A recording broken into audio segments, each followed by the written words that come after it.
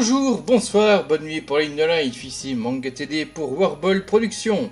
Et aujourd'hui, on va faire un petit unboxing de ceci. Ouh, ça en fait trembler Psychoquack. Une manette MSI, la Force GC20 Gaming Controller. Qui est la version filaire, parce qu'il y a une version sans fil qui coûte à peu près 2 fois plus cher, je crois. Donc là, j'ai pris la version filaire, tout simplement. Pourquoi j'ai acheté ça? Bah déjà, pourquoi pas? Voilà, non mais ensuite, c'est la question qui peut éventuellement se poser, parce que j'avais acheté, en fait, en courant janvier, et je vais montrer sur ma chaîne Manga TD Zone, cette manette-là. Donc une fausse manette de 360, hein, voilà, vous voyez, il n'y a pas le logo X là, qui marchait, allez, on va dire correctement au début, mais au bout d'un moment, je crois que c'était au niveau du stick analogique droit où ça merdait, en fait. Enfin, en quelque sorte, il s'activait tout seul, comme s'il était devenu tellement hypersensible que ça s'actionnait sans même y toucher. Par exemple, dans les jeux en 3D, bah, j'avais genre la caméra qui bougeait tout seul. Donc bon, elle était rapidement devenue plus ou moins inutilisable en fait.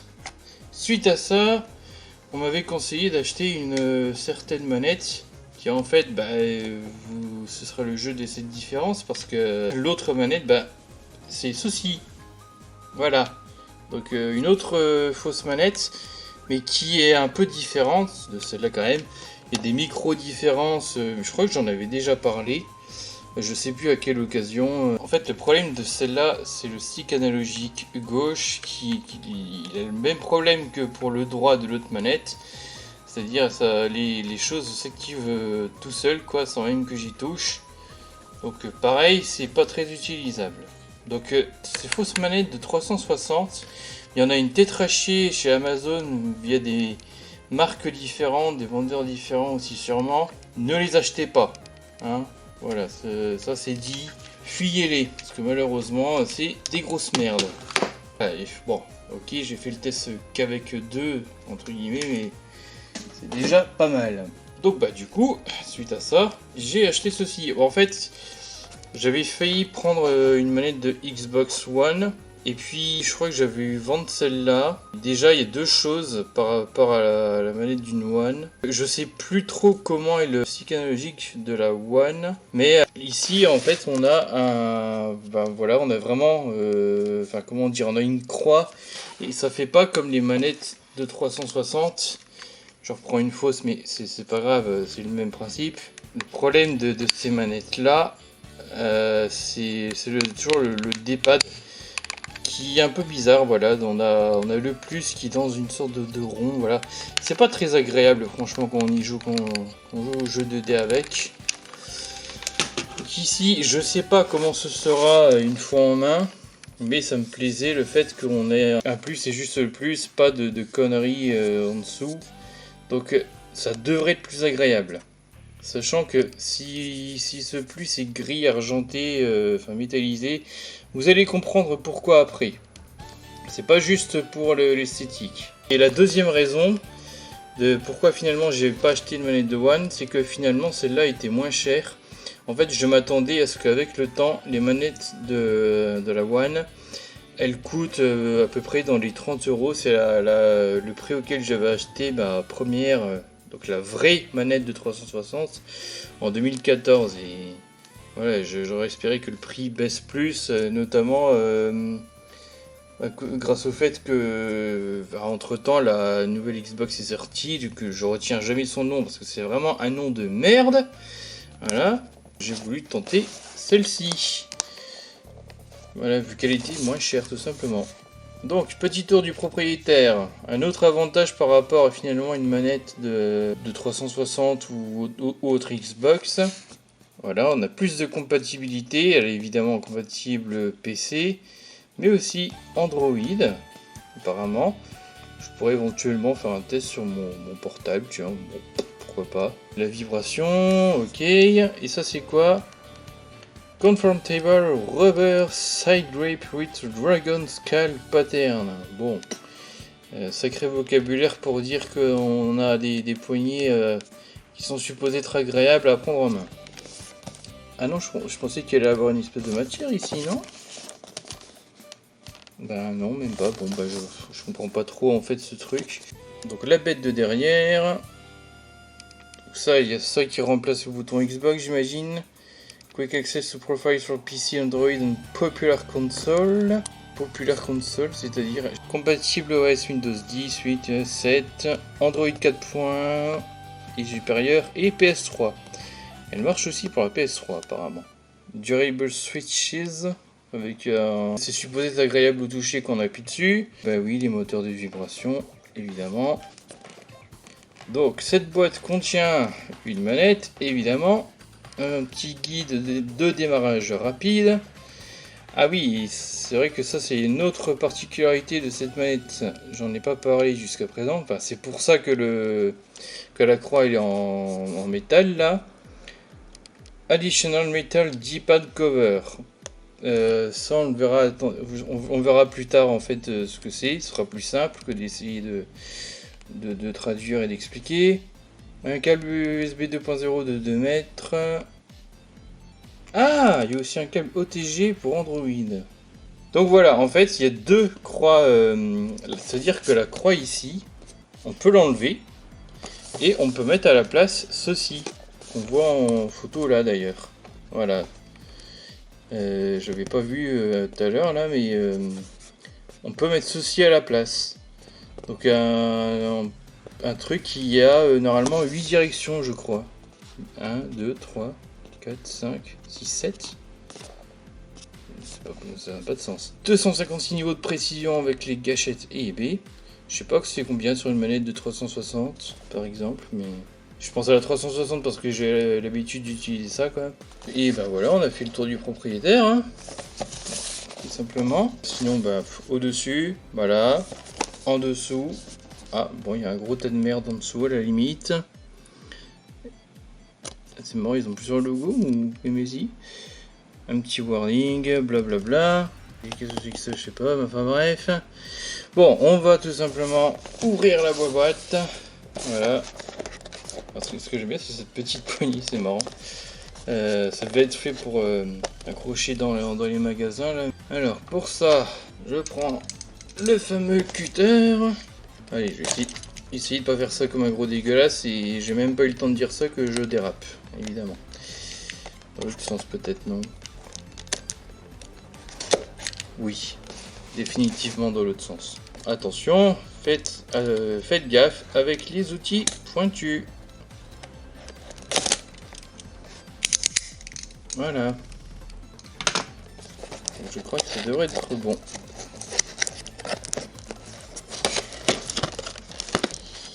Ok, c'est parti. On va démouler le cake. Voilà. Bah du coup, on tombe direct sur le plastique à œuf contenant la bébête. Hein. Voilà. Donc, du coup, pas de suspense, je vous montre direct la bête. Ouais, c'est vraiment un feeling très différent d'une vraie manette de 360, hein, ou d'une fausse d'ailleurs, mais... Ok, je me demandais si ça allait pas paraître trop froid, ça, mais non, pas du tout, c'est même agréable à utiliser. Après, faudra que je fasse des tests quand même en jeu, enfin, particulièrement sur des jeux en 2D. Enfin, je pourrais lancer Sonic Mania pour voir si je trouve ça agréable à jouer ou pas. C'est marrant parce que j'ai l'impression qu'il y a une plus grande résistance, comme si l'ensemble était plus lourd, qu'il fallait pousser plus fort qu'avec une manette de 360. Même les boutons ici d'ailleurs, c'est marrant quoi. Donc back, c'est start évidemment. Ce qui remplace le bouton de la 360. Ah oui, alors c'est vrai, il y a 4 LED, c'est ça? 1, 2, 3, 4, oui. Alors je suis pas sûr de savoir à quoi ça sert, parce que je pense que ça remplace ce qu'il y a sur les manettes de 360 qui affichent les 4 coins de couleur vert là. Hein, vous savez, Donc j'imagine que c'est ça, mais ce que je trouve bizarre, c'est que sur une photo, je sais pas si c'est comme ça ici, là on le voit pas du tout sur le carton d'emballage, mais sur la photo sur Amazon, bizarrement il y avait 2 loupiottes vertes d'allumées, ce qui est pas très logique. Du coup c'est pour ça que j'ai un doute. Alors là on a le joli logo MSI. En tout cas ça a vraiment on a vraiment une sensation de truc solide quoi, qui va pas te péter en morceaux.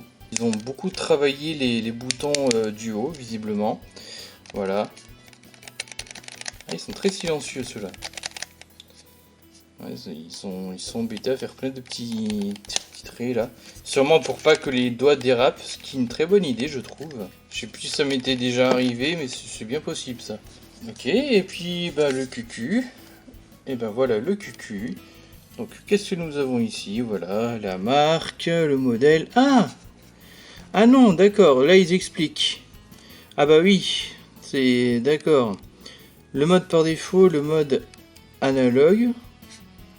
Le mode analogue, bah, ce sera le mode qui sera le plus souvent utilisé, non? Le mode numérique. Alors ça c'est peut-être plus pour les modes PlayStation à mon avis. Quand on la met en PS3, non? Parce que c'est plutôt ça que ça rappelle. Ça rappelle les fameux boutons analogues hein, sur les manettes de PS1, PS2 là. Et puis le mode Android.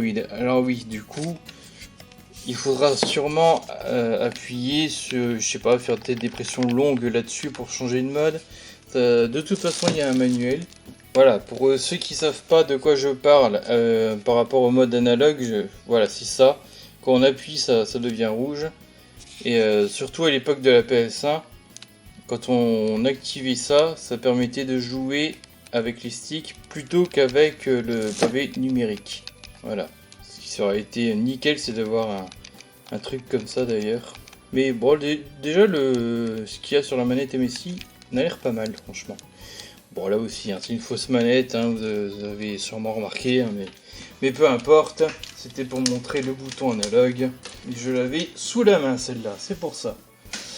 J'ai beaucoup de manettes de merde, en fait, je me rends compte. Bon, sinon, qu'est-ce qu'il y a d'autre dans cette boîte? Donc, on a au moins un câble. S'il y a un câble, s'il y a les deux là-dedans. Ah oui, c'est ça. Ce que j'aime bien, c'est le design comme ça, voilà, qu'ils ont mis sur le câble. Voilà, c'est assez joli. Voilà, MSI, évidemment. Ok, voilà, au moins, si tu te perds dans tes câbles, tu sais que ça, c'est le câble de ta manette, grâce à ce truc. Je rêve, ils sont... Ah ouais, ils sont couleur dorée, carrément. Enfin, plus ou moins. C'est marrant, parce que c'est assez léger. Donc bah ça c'est visiblement le câble PC normal avec même la gaine comme sur les manettes de 360 ici. Et donc il y a un deuxième câble beaucoup plus fin, enfin plus court en tout cas, qui est très certainement le fameux câble OTG. Voilà, c'est un double micro USB quoi tout simplement. Donc bah, on va dénouer celui-là et puis surtout on va tester la manette. Hein. Ah oui, sinon, à la limite, vous n'avez pas spécialement besoin de voir ça. Donc sinon, dans le carton, là, il y avait aussi donc le manuel, effectivement, le guide de démarrage rapide. Donc aussi bien pour la GC30 que la GC20. Donc la GC30, en fait, c'est la version sans fil. Et donc la GC20, c'est celle que j'ai, c'est la version filaire. Voilà. Bon déjà au passage c'est de la Google Traduction clairement et franchement enfin MSI c'est pas supposé être non plus la je veux dire la petite marque chinoise random donc je trouve ça un peu bof qu'une marque comme ça fasse ça, enfin utilise la traduction automatique. Enfin typiquement pour le pavé numérique voilà ils appellent ça le tapis D. Ah bon c'est pas trop pourquoi. Voilà, par exemple, ici, veuillez consulter les indicateurs LED de mode qui aident les utilisateurs à savoir quel mode de contrôleur à sélectionner. Bon, si, c'est pas si dégueu que ça, mais c'est un petit peu bizarre à lire. Et donc c'est là où il nous parle un peu plus en détail des fameuses 4 LED là qu'il y a sur l'avant de la manette.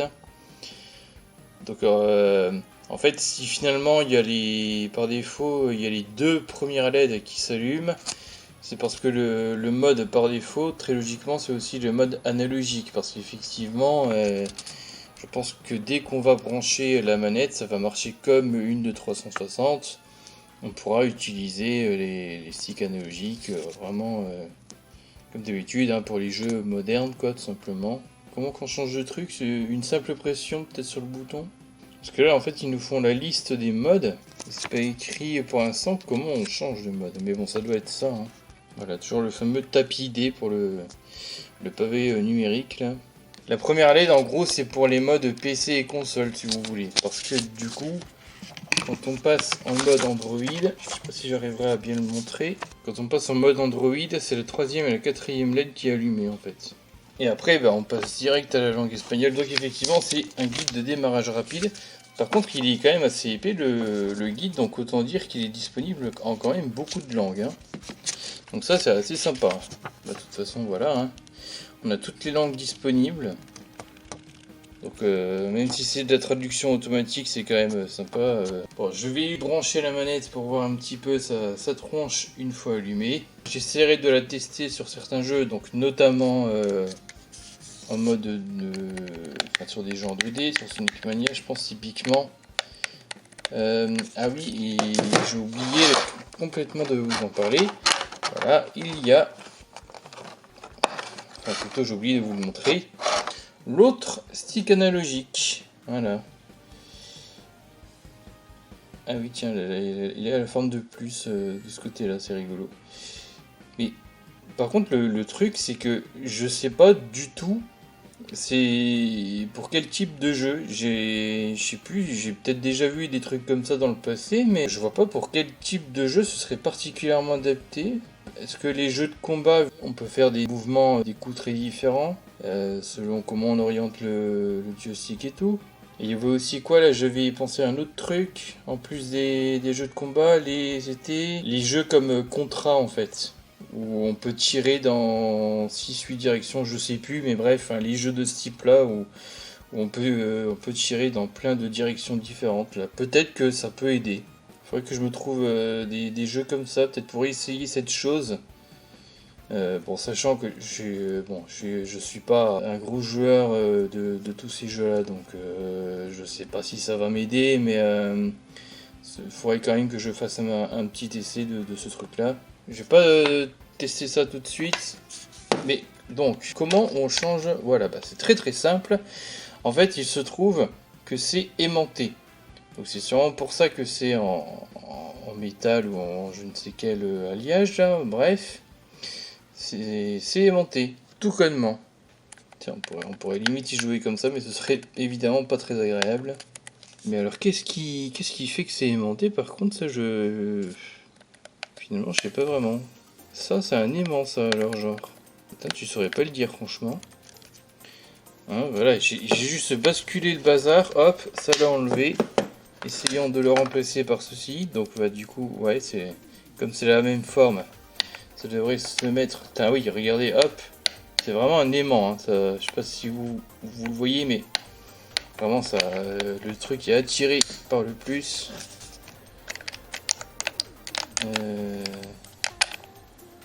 Ah oui, oui. Bon, alors par contre, je sais pas, mais avec faut pas trop forcer du coup avec ce bordel-là, parce que sinon...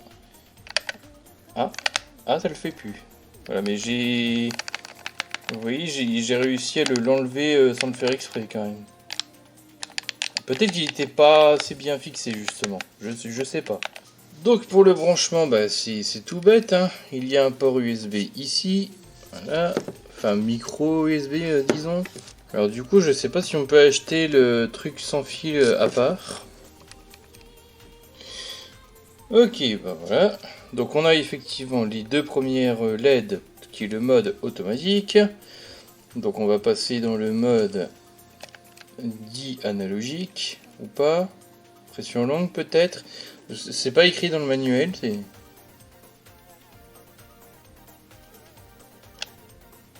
Ok. Ouais, faut attendre quelques secondes visiblement. C'est marrant, ça avait...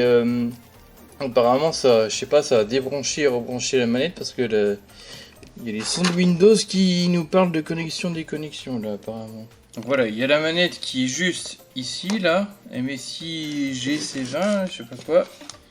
Et donc, si je change de mode, est-ce que je pourrais arriver à montrer les deux en même temps? À peu près, voilà, comme ça. Ça devrait disparaître une seconde et réapparaître ensuite alors. Donc là on est en mode Android du coup, on était en mode numérique il y a 2 secondes. Ah si, ça a disparu et réapparu. Et ça c'est le mode, c'est quoi ça? Le mode 2, 3, 4 qui est allumé, je sais pas ce que ça veut dire. Ça c'est pas supposé exister par contre. Par contre je la vois même plus dans ce truc. Si elle est passée là-haut. Elle est passée là-haut mais elle s'appelle juste contrôleur très bizarrement. J'espère que j'ai pas tout cassé. Déjà, dès le début.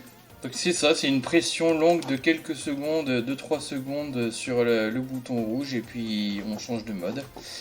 Donc normalement avec le mode par défaut, ben je sais pas, ça devrait marcher comme sur une manette de 360 j'imagine. On va se lancer un jeu. Bon bah je vais lancer Sonic Mania et je vais vous parler de mes impressions du coup. Bon donc on va tester sous Sonic Mania, bon...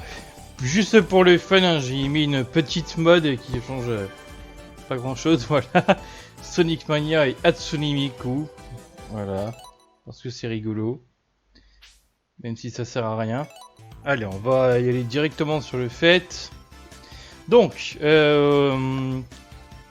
je joue qu'avec le D-pad là, hein, la croix directionnelle en métal. Et franchement, ça a l'air de très bien se jouer. Hein, y a pas de souci. J'ai moins l'impression de toucher plein de trucs en même temps comme sur celui de la manette de 360. Forcément, c'était un peu une espèce de gros bouton avec un plus dessus. C'était vraiment bizarre. Je sais pas pourquoi ils avaient fait ça, Microsoft, et franchement quoi. Après oui, je sais pas en elle-même cette croix combien de directions elle a, bah techniquement parlant il doit y avoir un peu toutes les directions, mais disons que pour avoir toutes les directions sur une espèce de plus, effectivement, bah ça doit pas être juste pas être possible en fait quoi. Ou alors bien plus compliqué. Donc, du coup c'est pour ça que je vais essayer, je sais pas quel jeu, je vais voir ça là de mon côté, avec l'autre croix là qu'ils ont donné, l'espèce de... Sur le devant en fait on dirait un peu un ballon de foot, ce truc. Mais je vais essayer ça, je vais trouver peut-être un jeu de combat tout connement, va pas chercher bien loin. Après ça pourrait être pas mal aussi que je teste le stick analogique sur des jeux en 3D, remarque. Je vais peut-être faire ça avant. Après back select, bon bah voilà, pas grand chose à dire dessus. Oula oui, j'ai le debug mode activé apparemment. Bref, attendez, juste avant, voilà, un petit jeu en 3D pour le stick analogique. Je pense que je vais prendre à nouveau un Sonic parce qu'il y a un truc qui est très gênant dans les Sonic, je trouve, en 3D, c'est que j'ai toujours un mal de chien à courir droit dans les Sonic 3D. Donc on va voir si cette manette va m'aider ou non. Bon, du coup je fais un test sur Sonic Génération. On va voir d'abord Sonic moderne. Alors j'ai pris Generations parce que j'ai plus ou moins l'habitude de comment il fonctionne. Après je sais plus quel Fine Game je crois, où j'avais plus de mal à le contrôler parce qu'il partait beaucoup plus vite à gauche à droite, mais bon ça c'est plus le Fine Game qui posait problème. Après je sais pas si une telle manette ou telle autre manette peut quand même aider un peu à ça. Voilà, ça et voilà, bon, ça a l'air de marcher pas mal, hein. Oula, là il est pas un peu trop dans tous les sens. Ah! Ouais.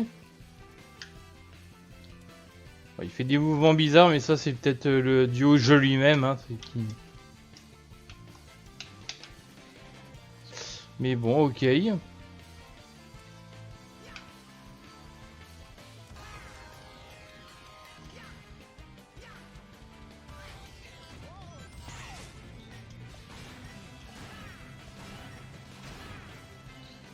Donc là, ça ira toujours beaucoup mieux qu'avec les copines manettes de 360. Hein. Ça c'est clair.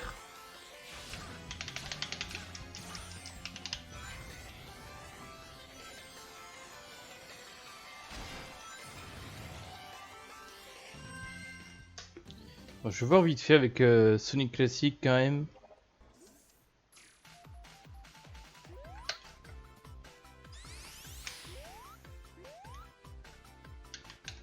Ah si, tiens, je peux jouer avec le D-pad. Je sais pas pourquoi je croyais qu'on pouvait pas le faire dans Sonic Génération. Mais si, je peux jouer au D-pad avec Classic Sonic. Après, ce qui est étonnant, c'est qu'avec le stick analogique, ça a pas l'air désagréable, mais à mon avis, sur le long terme, ça doit être un peu chaud. Quoi. Ça doit être assez casse-pied.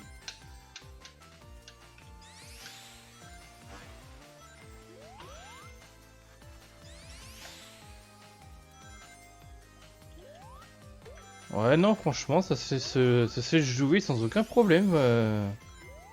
Comme ça, vue de nez, là. Ça, par contre, c'est marrant comment Sonic a l'air lent, mais ça, c'est... Enfin... Les classiques Sonic dans les générations ou Force 6, il a jamais été terrible. Hein. Il est toujours moins agréable à jouer que dans Sonic Mania ou les épisodes Mega Drive. Alors je vais essayer de retrouver ce jeu avec lequel je galérais, c'est le Fun Game Sonic. Ça devait être un truc sous GDK, mais alors je me rappelle plus si parce qu'en fait c'était peut-être tous les GDK qui est comme ça et je me rappelais plus. Je vais essayer de retrouver un, on va voir. Bon, je me rappelais plus c'est quel jeu, quel GDK où j'avais eu le problème là de maniabilité, donc je vais essayer celui-là parce que lui j'ai beaucoup joué. Il y a qu'à voir les nombreuses vidéos que j'avais fait sur mon GT des jeux là-dessus. Parce que normalement, en fait, il me semble que tous les GDK avaient le même problème. Ouais, en fait, vous pouvez le voir, il bouge beaucoup. Enfin, il tourne très vite en fait. Ce qui est très particulier quand on passe de Generations à ça par exemple.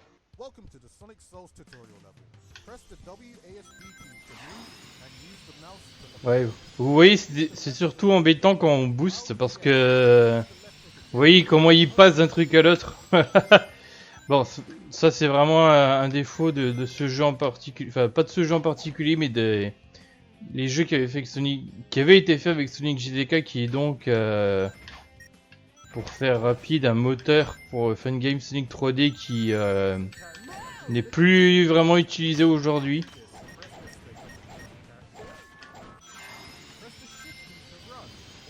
Après, c'est agréable à, enfin, le fait même d'appuyer sur le bouton sur la manette est agréable. Mais bon, après, ouais, c'est sûr qu'il y a des moments où ça doit quand même être assez galère.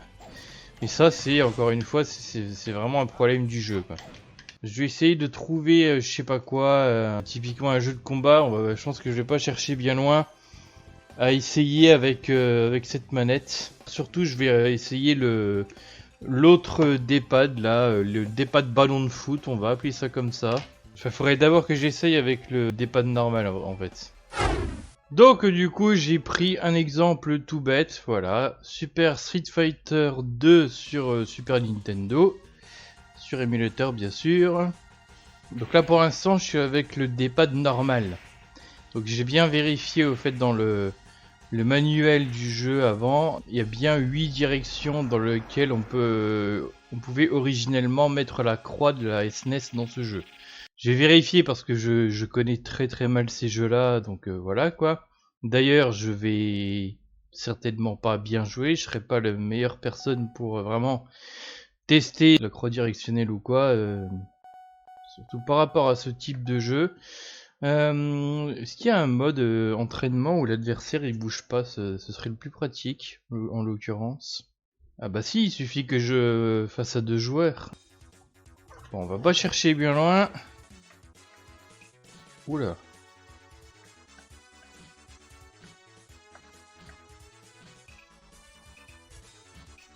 Bon, en tout cas, je peux plus ou moins arriver à faire des trucs avec des pads normales.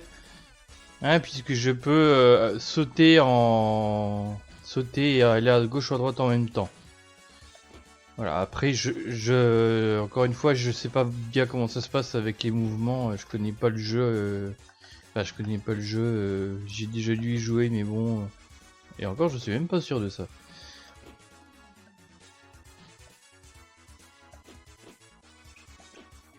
Bon, déjà avec le D-pad normal, ouais, apparemment on peut, voilà, on peut aller dans plus de 4 directions. Il n'y a pas moyen de se débrouiller.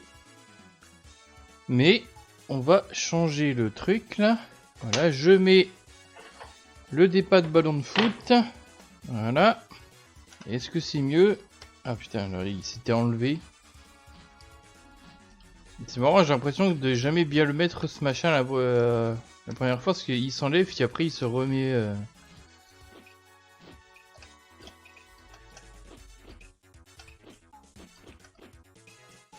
Ouais.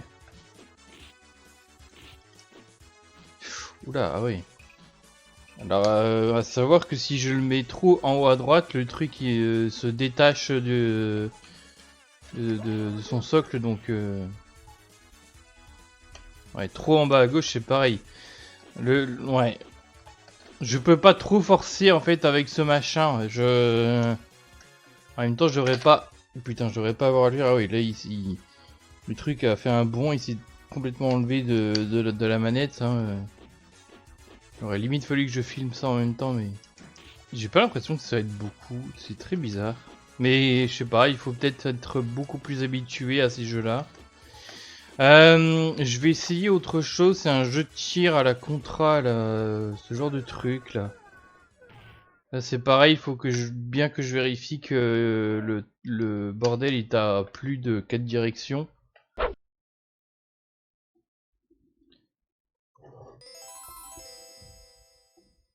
Bon bah écoutez, j'ai mis la main sur une ROM de Contra 3. Enfin, j'avais déjà dans mon disque dur, mais voilà.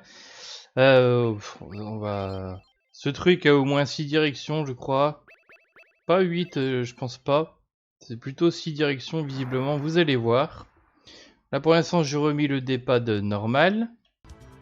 Donc, vous voyez hein, il peut faire comme ça dans les coins. Mais sans plus. Voilà, il peut faire aussi vers le bas. Juste comment il tire exactement? Avec qui? Ah, d'accord, avec Y, bon. Ouais, alors c'est vrai que du coup notre pouce il doit toucher le coin entre genre la flèche haut et la flèche droite par exemple. Donc c'est vrai que c'est moyennement agréable. Mais bon, on y arrive. Alors du coup, qu'est-ce que ça donne avec la version ballon de foot? Ok, ouais, on est bon. Oui, il faut que j'arrête d'appuyer sur ce bouton là. Ah là ça me paraît plus agréable pour le coup. Autant j'étais sceptique sur Street Fighter sûrement parce que vraiment je sais pas jouer au jeu. Mais là ouais c'est sympa parce que bah justement on n'a pas le problème du pouce qui rappe contre le bouton là, bref entre les deux boutons flèche haut et les directions. Donc ouais j'avoue que c'est bien plus agréable comme ça. En fait j'ai même l'impression que ça nous facilite les pressions sur le bouton. En même temps je pense que c'est aussi un peu le but hein, mais... Comment il saute là j'oublie... Enfin, les boutons là je me fais pas trop par contre mais...